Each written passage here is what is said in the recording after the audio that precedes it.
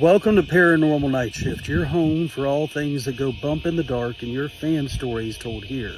Today's story comes in from Aaron, a mortician, who says that was the day that I stopped believing in science.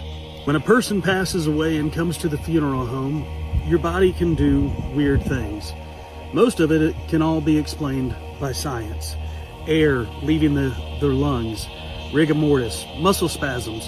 It's all things that I've seen, and it's all things that I can explain away with science. Death is a part of life. Everything that has a beginning has to have an end. And when somebody comes to us, it's our job to make them presentable and respectful for the family. Do what we have to do. When you hear a body moaning, it's air leaving the lungs, or things settling. Rigor mortis comes in and you have to move muscles around. Things make noise is what I'm trying to say. But no amount of science can explain what happened to me that night.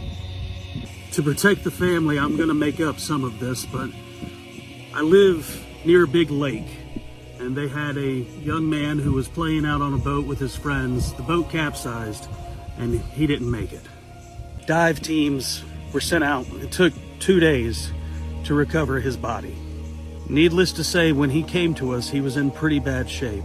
It was one of the worst things that I've ever had to do and ever had to visually see. But that's when I started to hear it. I had turned my back to the patient and I felt like something was watching me. Then I could hear it in my head. Someone saying, help me, please. I can't get out. I can't breathe. Help me, please. Why are you just standing there? Help me. I thought maybe one of my coworkers was playing some sick, very twisted joke on me. We all have a dark sense of humor, but we still have respect. We understand what we're dealing with. Nobody would have done that, and the 2 other people working with me that day were out on a call picking someone else up. Bodies had made noises before, but they can't talk. They can't communicate with you. It doesn't make any sense. I continued to hear it. It was louder and louder. Every time I got closer to the body, I could hear it inside my head. Help me! Why aren't you helping me? I got closer to the body. It just didn't make sense. There's no way that he could still be alive. It can't be. None of this is making any sense.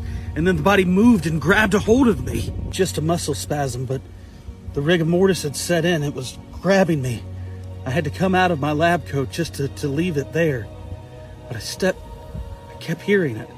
I continued to hear it. When my partners returned from the call, they could tell that I was visibly shaken. What happened? Why is he holding your lab coat? He was talking to me. I could hear him talking to me. I wasn't a super religious person. Science can explain things, right? But after that incident, I started to talk to them. When they come in, every now and then I'll hear different things. I always pray and talk to them. Make sure that they know that they have crossed over, that they're safe now. They can be at peace. You know, in this wonderful world of paranormal, there are things that scare us. But maybe when we pass over, if we don't pass, it can be just as scary too.